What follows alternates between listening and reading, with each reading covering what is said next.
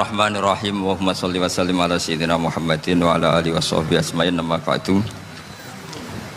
Sedanten ingkang kula hormati wabil khusus teman bapak kula Kiai Haji Agus Ali Masyuri.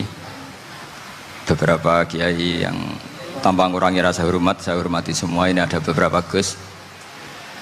Ini saya ngaji insyaallah seperempat jam. Seperempat jam nanti yang menghisap Gus Kausar berapa Gus? 10 menit. 10 menit. Begini, sebetulnya saya membela semua umat Islam itu ahlul jannah, karena saya ini ibarat marketing. Kalau orang Kristiani itu kan setiap orang mati sudah tenang bersama Bapak di surga. Jadi kampanye itu menarik sekali. Sementara kita sudah kiai, sudah imam masjid, sudah ulama, masih saja dikhawatirkan su'ul khotimah. Ini kalau kampanye ini tidak imbang, ini nanti saya takut kalah. Makanya saya bilang pokoknya semua orang mukmin itu ahlul jannah. Karena memang asli hadisnya seperti itu, man qala la ilaha illallah dakhalal jannah. Bahwa kemudian ada beberapa kiai yang mungkin wataknya itu pesimis, kemudian bikin sekian aturan-aturan yang sebetulnya itu cerminan dari pesimisnya, terus akan-akan masuk surga itu susahnya bukan main. Nah itu saya tidak setuju, karena tadi pasti kalah dengan kampanye sebelah yang setiap orang mati dibilang sudah tenang bersama Bapak apa? Di surga. Jadi ini penting. Terus kedua saya bilang agama ini sudah begitu baik, masa kunci surga sudah dibocorkan, miftahul jannah la ilaha illallah. Masa sudah pegang kuncinya nggak jadi masuk surga, itu kan aneh. Ya sudah masuk saja, tapi tidak usah minta bantuan saya, masuk aja, kan sudah pegang kuncinya. Terus ketiga, kenangan terburuk saya ketika jadi kiai itu gini, saya ada beberapa guru SD datang ke saya, ini agak-agak masalah besar. Gus, boleh nggak buka ujian nasional yang masih disegel? Semua guru bilang nggak boleh, itu kriminal kan. Ada satu guru yang bikin analogi agak kacau. Boleh saja, wong ujian di kuburan saja dibocorkan para kiai nggak apa-apa. Itu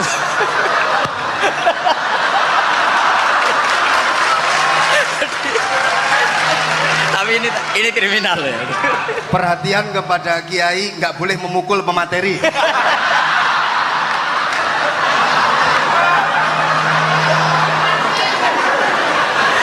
Jadi tentu itu analogi yang salah kan. Marrobuka kan, Tuhan kamu siapa, Nabi kamu. Tuhan kamu siapa, Nabi kamu siapa, imam kamu siapa. Ini kan sudah dibocorkan oleh para kiai. Artinya apa? Nak raiso jawab kebablasan gitu. Terus guru ini berpikir kalau ujian akhirat sekrusial itu saja bisa dibocorkan, kenapa ujian nasional tidak boleh? Tentu ini kias yang salah, saya tidak ngajari seperti itu. Tapi saya ngajari ke kalian betapa mudahnya masuk surga. Kunci jawaban sudah dikasih, kunci pintu masuk sudah dikasih. Kok sampai tidak masuk, ini kebablasan. Paling salah gurunya. Jadi ini kenapa saya sering cerita orang mukmin semuanya itu min ahlil jannah, itu saya jamin.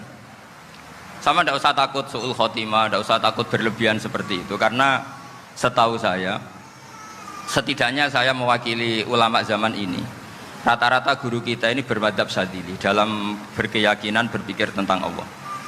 Di antara ini yang mulai saya ngomong serius, supaya tadi kan guyonannya sudah diambil Gus Reza sama Gus Kausar. Saya tahu kenapa mereka guyon, kalau ngomong serius takut kalah sama saya.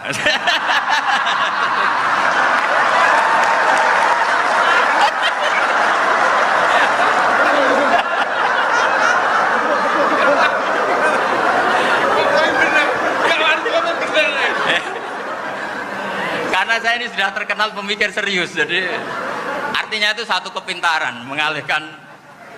Ya, oh ya, sudah itu satu kecerdasan. Tidak hanya ngalim tapi butuh cerdas. Betul cerdas. Jadi itu bukti beliau-beliau ini cerdas itu. Saya berpikir begini, ini madzhab Syadzili. Kita semua tentu Syadzili karena kita semua ngaji kitab hikam. Kita tahu kitab hikam itu muridnya Abul Abbas Al-Mursi. Abul Abbas Al-Mursi muridnya Syekh Abil Hasan apa? Asy-Syadzili. Saya masih ingat betul makalah itu dan saya ulang-ulang. Setiap saya ngajar di sarang saya ajarkan itu. Kilali, kata Abdul Hasan Asyadili, saya pernah dapat hatif, dapat semacam ilham. Apa makna min syarril waswasil khannas? Itu kata beliau dijawab oleh hatif itu. Hatif itu nggak perlu diterjemah tadi ada, karena tadi diajarin itu. Apa yang dihidupkan itu nggak perlu dijelaskan. kata hatif tadi, waswasun yadkhulu bainaka wa baina habibika yunsika altofahu alhasanah wa yudzakiruka af'alaka asai'ah wa yukassiru indaka dzatas shimal wa yuqallilu indaka dzatal yamin liya'dila bika an husni dzanni billah ila su'i dzanni billah. Jadi yang dikatakan waswas adalah kamu digiring untuk hanya ingat sisi-sisi kamu yang negatif, dilupakan bahwa Anda punya sisi-sisi yang positif. Misalnya seperti ini, mungkin secara fikih tadi banser-banser tegas, wah ini masalah lelaki perempuan dipisahkan gini-gini. Tapi kenapa Ghazali bilang ya sudah gini gak apa-apa.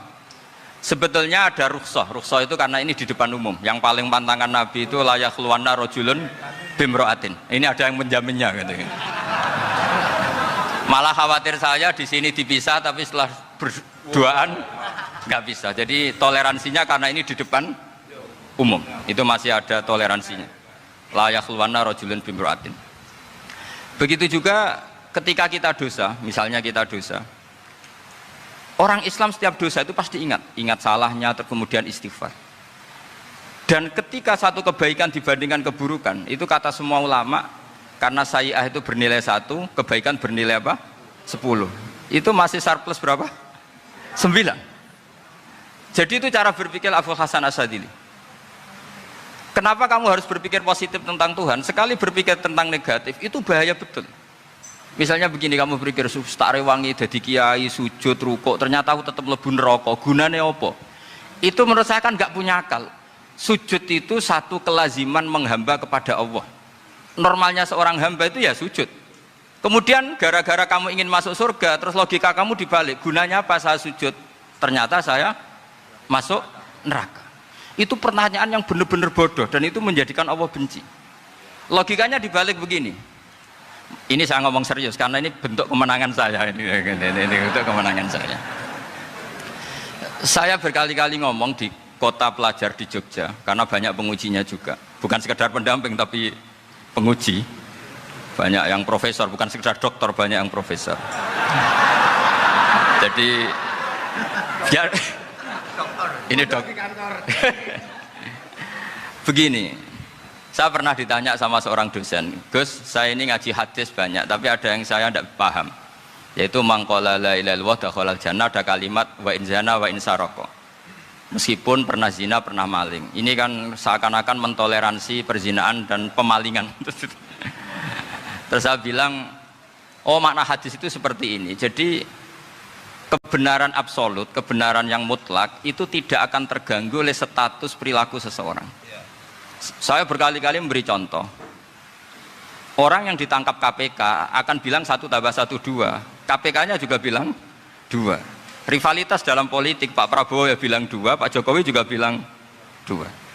Orang yang zaniyah, yang lonte pun akan bilang 2. Muftinya juga bilang 2. Ketua MUI-nya juga bilang 2. Artinya gini, kebenaran yang absolut adalah kebenaran yang siapapun akan meyakini seperti itu. Seperti 1 ditambah 1, 2. Kamu punya musuh bilang 2.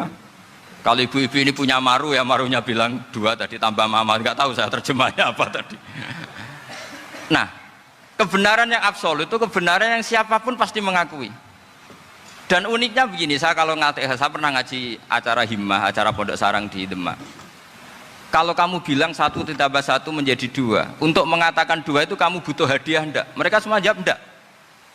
Kita semua juga saja mengatakan tembok itu putih. Kenapa? Karena memang putih. Kita mengatakan 1 tambah 1 2 karena memang kita tanpa presentasi dapat hadiah, dapat penghormatan. Kenapa untuk mengatakan Allah itu Tuhan kita butuh surga? Memangnya kalau tidak ada surga Allah tidak jadi Tuhan? Ini problem orang soleh-soleh yang terlalu pesimis. Makanya nanti orang-orang soleh itu masuk surganya berat. Tapi kalau orang alim lebih gampang kira-kira seperti itu. Iya, karena kan imannya lebih bagus. Dalam hadis qudsi Allah ini yang dibuli orang-orang soleh. Laulam akhluk jannatan wala naron alam akun ahlan an uto'ah, dalam hadis qudsi itu. Kalau saja saya tidak menciptakan surga dan neraka, apa saya tidak jadi Tuhan yang perlu ditaati? Apa kalau kamu tidak saya kasih uang 1 juta terus bilang 1 tambah 1 11? Enggak kan? Tetap bilang berapa? 2. Kalau kebenaran absolut yang 1 tambah 1 kamu bilang 2 meskipun tanpa mendapat hadiah. Kenapa untuk bilang Allah Tuhan kamu butuh hadiah surga? Itu kan serah ikhlas belas. Makanya saya terus mengajarkan ikhlas. Ikhlas itu bisa dilatih dengan akal, dengan pikiran, bil ilmi lah. Harus dilatih. Nah di sini ini momen atau makna yang mestinya harus difahami wa inzana bahwa kalimat ini sah meskipun dilafatkan seorang yang pernah zina. Sama seperti 1 tambah 1 2 sah, diucapkan siapa saja sah. Dan siapapun akan mengucapkan itu secara ikhlas. Ini penting saya utarakan. Sehingga setelah ada firqah-firqah takfiri yang mengatakan orang megang keris itu syirik, ke kuburan syirik, ini syirik. Itu salah besar. Salahnya adalah tadi kalimat-kalimat atau kebenaran-kebenaran absolut ini sudah jadi sibghata wa man ahsanu minallahi sibghah. Kalimat ini begitu absolut di hatinya orang mukmin. Sehingga ketika terganggu oleh hal-hal yang adat istiadat kayak pegang keris, kayak apa, ini tidak mengganggu. Tetap kualitas iman ini di atas keyakinan adat membawa apa keris. Kalau orang membawa keris menjadi syirik karena percaya sama makhluk. Orang misalnya kejawen kalau nggak bawa keris nggak nyaman. Orang kota itu kalau nggak bawa ATM juga nggak nyaman. Itu tidak dihukumi syirik. Kamu pergi lupa bawa HP nyaman enggak? Enggak, kenapa tidak dihukumi syirik?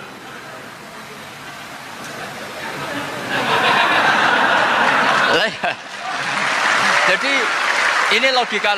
Jadi makanya ini Gus Reza boleh kritik saya itu berkali-kali bilang saya termasuk ulama yang mau bikin gerakan cangkem elek. Karena nanti kalau saya nisbatkan ke Rasulullah itu tidak pantas karena Nabi ahsanan nasi khalqau wa khuluqa. Tapi saya siap jadi bempernya Rasulullah sallallahu alaihi wasallam. Pernah ada diskusi di Jakarta, ini kisah nyata. Apa dalilnya setelah sholat salaman? Mana hadisnya? Itu dijawab hadisnya tentu kita kesulitan. Kalaupun ada hadisnya dhaif semua yang masalah musafahat. Akhirnya mau tidak mau dijawab pakai cangkem elek. Boleh enggak kamu setelah salam nyalain HP yang off? Boleh. Boleh enggak ke kamar mandi? Boleh. Oh berarti kencing boleh, nyalain HP boleh, yang enggak boleh itu ingat Allah. Karena mereka mengkritik wiridan, kritik salaman. Akhirnya mikir deh.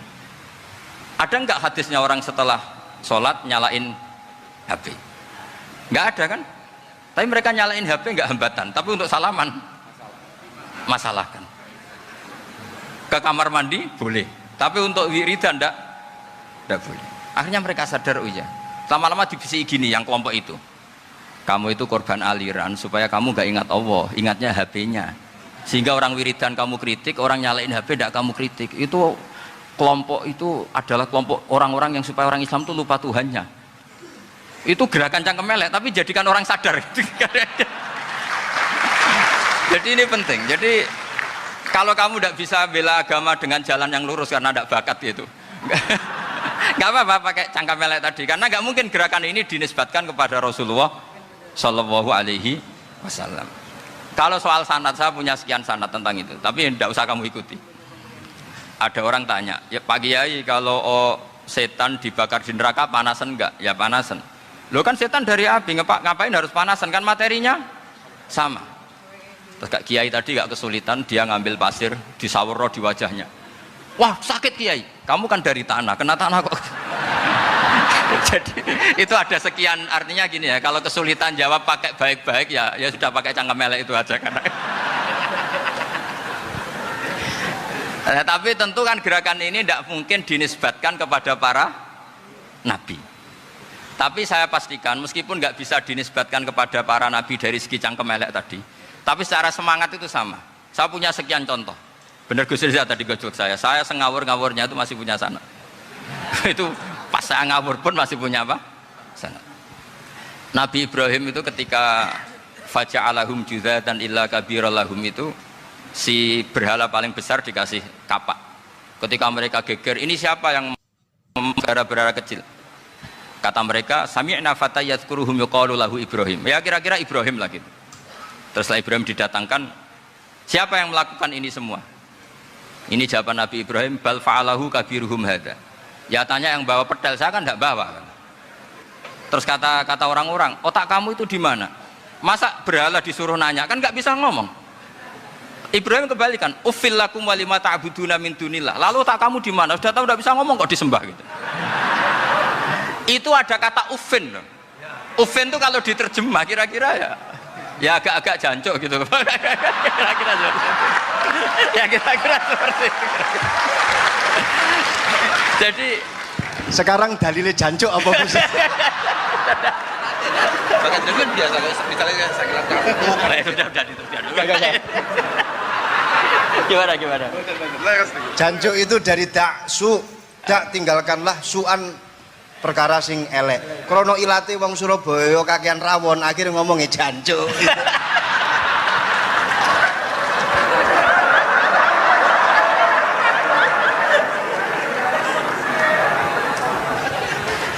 Jadi mulai dulu melawan kebatilan itu harus pakai logika yang vulgar. Karena memang nggak mungkin dengan bahasa-bahasa priayi itu nggak mungkin. Dan ini penting saya utarakan. Nah, kalau nanti nggak mungkin dinisbatkan kepada Rasul karena Nabi adalah ahsanan nasi khalqa wa khuluqa, kita yang ngambil alih saja. Gus Reza, saya, Gus Hasan ini cara cangkem elek kan pantas. Luas. Selain bakat ya sudah natural. Karena memang itu cara kita menjelaskan kebenaran. Saya ulang lagi, itu cara kita menjelaskan apa? Kebenaran. Mau tidak mau. Saya pernah ditanya sama seseorang, Gus, beberapa nabi itu kan poligami. Poligami itu bukti hipersek. Karena yang tanya itu orang nasionalis, saya nggak pati senang Islam. Terus tak balik tanya, perempuan itu makhluk lemah enggak? Ya lemah. Kalau nolong lama satu itu gimana? Ya baik. Kenapa nolong dua jadi tidak baik? Harusnya kalau nolong tiga tidak baik. Tapi saya tidak dukung poligami. Ini cerita. Setidaknya mereka jadi ingat. Saya itu pernah ditanya agak-agak orang ateis. Dia benci Islam tapi neliti Islam. Pertanyaan kedua, kenapa dalam perang itu seakan-akan Nabi itu perampok? Hartanya orang kafir disita kemudian menjadi ghanimah. Itu kan kayak ngerampok. Terus saya tanya gini, kalau ada penjahat ke rumah kamu kemudian pakai senjata api, setelah kamu ringkus itu senjata api kamu kembalikan apa kamu sita? Oh ya saya sita, kalau tak kembalikan dipakai ngerampok lagi. Ya sama seperti itu, kalau kekuatan mereka dikembalikan akan dipakai kekuatan mereka lagi. Jadi ya lagi-lagi ini kemenangan orang serius. Karena nanti guyonnya sudah dintekno sama Gus Safa sama Gus Riza. Nah, kenapa saya ngajar begitu rileks, begitu santai? Karena pikiran saya sederhana. Fa innal uqula muttarratun ila qabilil haq. Akal sehat pasti dipaksa menerima apa? Kebenaran. Sehingga kebenaran itu tidak usah kamu ngomongkan secara serius, secara tidak perlu. Kebenaran itu mudah diterima. Saya itu pernah ngaji berkali-kali di Jogja di mana-mana sampai ada buku seorang dokter nulis tesisnya itu bangga lagi menjadi muslim setelah ngaji saya itu. Karena saya menerangkan itu ringan. Orang Islam itu harus mencintai Allah. Ciri utama cinta itu tidak tegang, rileks. Saya bilang begini, kalau kamu pernah 1 tahun digratisi orang rumah, makanan, kamu kira-kira itu mudah nggak mencintai orang yang berjasa sama kamu minjemin rumah dan kasih makan gratis? Mudah kan? Apalagi kita ini mudah mencintai orang yang minjemin mobil 1 tahun, ngasih rumah 1 tahun, apalagi selamanya. Kenapa kita tidak mudah mencintai Allah yang memberi kita bumi, air, oksigen, semuanya kita dikasih Allah? Akhirnya mereka mikir, wong mencintai seseorang yang ngasih dalam durasi 1 tahun saja mudah, apalagi mencintai Allah yang ngasih kita tanpa batas. Itu disebut walladzina amanu asaddu hubbal lillah. Orang mukmin itu mudah sekali mencintai Allah. Caranya dilatih tadi. Kita mudah mencintai orang yang berjasa sama kita. Kenapa tidak mudah mencintai Allah yang tentu jasanya lebih besar. Nah, karena akhir-akhir ini banyak orang yang terlalu nazir, terlalu apa? Kata Nabi kan basyiru walatu nafiru yasiru walatu asiru. Sehingga saya bikin gerakan. Pokoknya semua orang mukmin pasti masuk surga. Nanti soal ada kesalahan-kesalahan kecil yang menjadikan orang su'ul khotimah itu sifatnya kehati-hatian. Jangan menjadi hukum. Hati-hati itu tidak menjadi hukum. Kalau kamu nyupir hati-hati itu bukan berarti pasti kecelakaan, enggak. Hati-hati itu ya hati-hati saja, tidak menjadi hukum. Ini penting saya utarakan karena kubu sebelah kampanyenya sudah tadi, setiap mati mesti tenang bersama Bapak di surga. Sementara kita mau kampanye, kamu sholat tidak mesti diterima, haji tidak mesti diterima, jadi kiai tidak mesti masuk surga. Coba kalau kita kampanye gitu terus, yang mau jadi muslim itu siapa? Jadi ini sudah tak perhitungkan matang-matang saya milih mazhab seperti itu. Ya ini saya pikir sudah, ini pembandingnya supaya punya waktu. Saya suka sekali. Nah ini yang sesi terakhir ya, sesi terakhir. Saya akan cerita fikih karena Nyun sewu Gus, ada iklan sebentar dari ibu-ibu, pentolan mic kurang dekat ke mulutnya Gus Baha. Sehingga suaranya tidak terdengar sampai ke belakang. Oh, gitu, pentolannya didekatkan Gus. Oh, gitu. Ini kalau ngomong konotasinya itu mesti nyerempet. Sudah apa ya? Sudah ahlinya di situ. Ya malah ada di situ.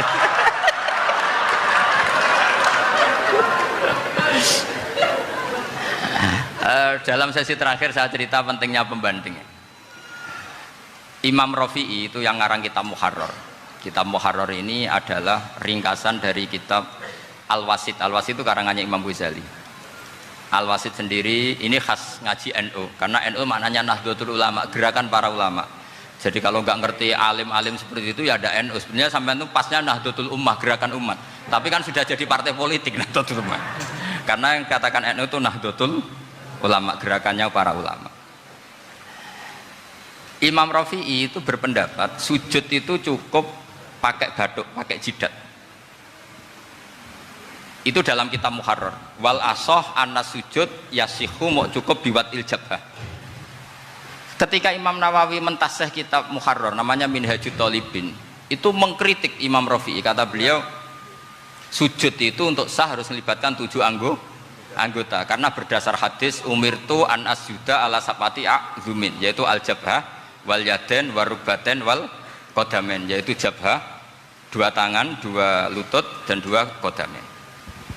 Akhirnya saya ngecek di kitab asli, Imam Rafi'i termasuk Ashabut Tarjih dan Imam Nawawi. 2 orang ini khilaf. Kan nggak mungkin kita sebagai musohehnya, karena yang khilaf ini 2 ulama besar, satu Imam Rafi'i, satu Imam siapa? Nawawi. Kita tidak bisa hanya ngikuti Fathul Mu'in yang mengatakan idhaktalafan Nawawi war Rafi'u kudiman Nawawi, tidak bisa, karena Imam Nawawi ini sering nginduk sama kitabnya Imam Rafi'i karena senior Imam Rafi'i. Setelah saya cek di kitab kitab asli Mamba ya, satu sumbernya semua madzhab apa? Syafi'i. Ternyata Imam Syafi'i nak ngedikan hanya begini. Wa uhibbu, saya suka setiap orang Islam sujud itu melibatkan 7 anggota karena itu aman, pasti sah.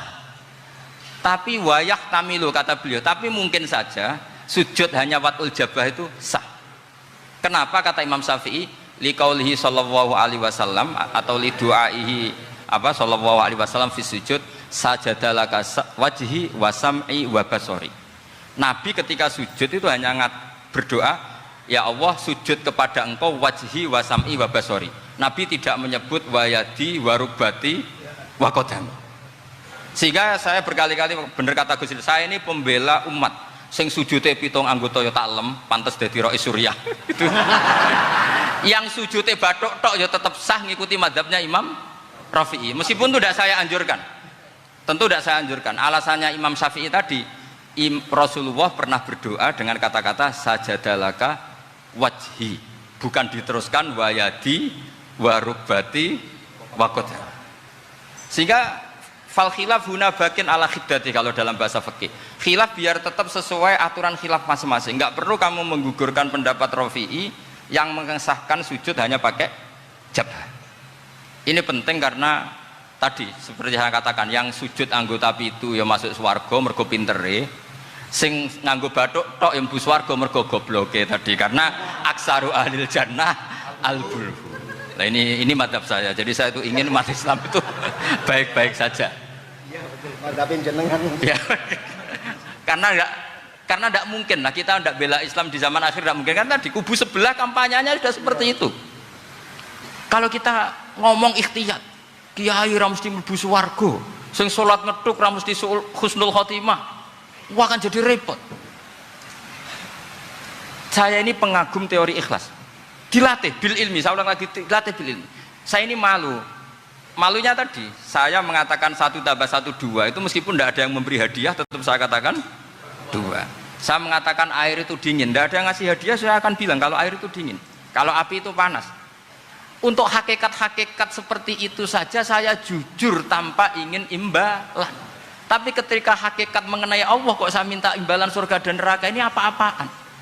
Kira-kira gitulah, Rois Suriah macam apa gitu.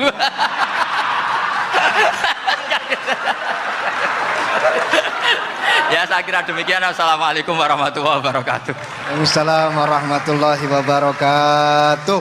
Alhamdulillah. Baru kali ini ada seminar yang dikritik terus sama pemateri itu pendampingnya. Mestinya pembandingnya.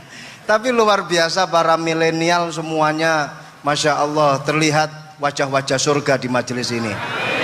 Walaupun toh yang hadir tidak semuanya milenial, ada post milenial juga di sini. Ada yang Gus dan juga ada yang Kiai. Kalau Gus biasanya kan masih bisa tolah-toleh, kalau Kiai harus fokus. Tapi yang paling fleksibel di PWNU Jawa Timur, yang paling enak itu adalah beliau, Kiai Haji Agus Ali Mazhuri. Enaknya pripun? Dadi Kiai ya iso, dadi Gus ya iso. Itu posisinya paling enak di antara pengurus-pengurus yang lain. Tepuk tangan untuk beliau, nggak apa-apa. Langsung saya buka pertanyaan. Yang ditanya 2 orang, jangan pendampingnya. Yang ditanya 2 orang. Kalau enggak Gus Baha, Gus Kausar. Saya hitung sampai 10, enggak ada pertanyaan, kita tutup dengan doa. 1, 10. Ada yang 2 mawon nggih, pertanyaannya 2. 1, monggo. Yang perempuan, saya ingin yang perempuan, monggo. Sudah 2. Silakan.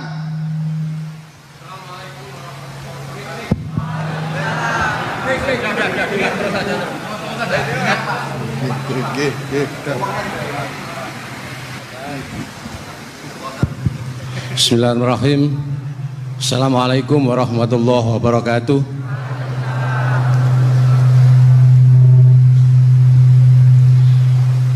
Yang saya ingin tanyakan kepada Gus Baha, saya itu sering ngaji lewat YouTube panjenengan Gus.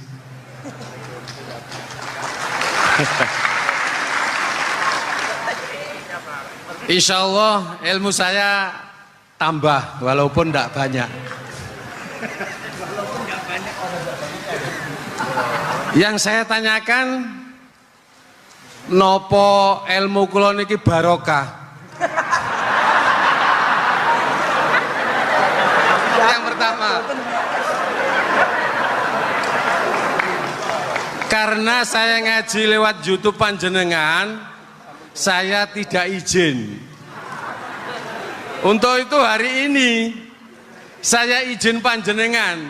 Mudah-mudahan ilmu ingkang saya dapat dari panjenengan niku saged barokah niku Gus.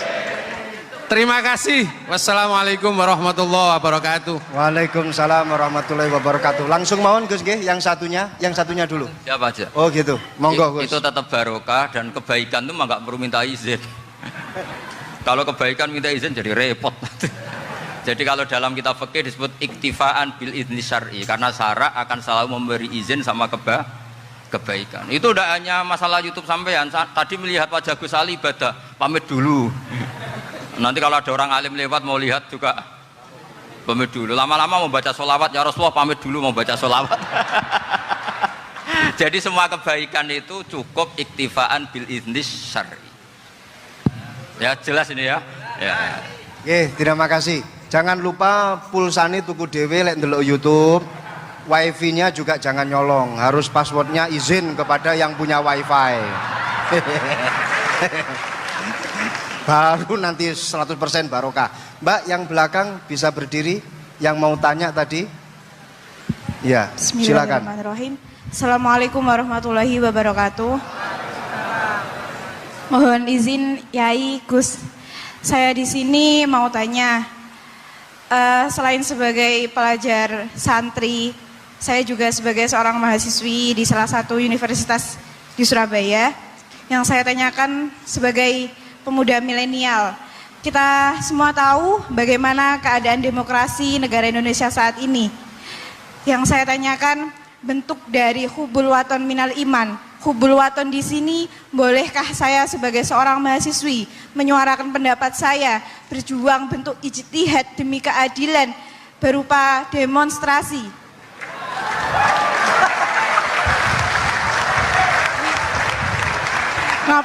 Ngapunten, yang saya tanyakan di sini, bagaimana menurut Gus, apakah saya melakukan demonstrasi ini sudah baik atau sangat baik atau mungkin perlu dikaji kembali? Terima kasih. Wassalamualaikum warahmatullahi wabarakatuh. Hubungan antara demonstrasi dan hubbul wadon minal iman. Hah? Oh ya, hubbul waton minal iman. Monggo Gus.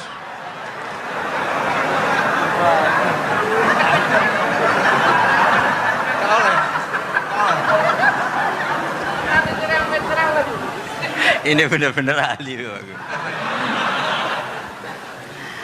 Begini kan, demonstrasi itu kan makna pokoknya itu kan apa? Memperlihatkan. Makanya demonstrasi kekuatan maknanya ya show ya, memperlihatkan satu apa? Kekuatan. Sehingga kalau dalam Islam itu ya fleksibel, asal itu tidak merugikan orang lain, tidak anarkis, tidak mandorot bagi kelompok lain tentu boleh. Bahkan kalau tidak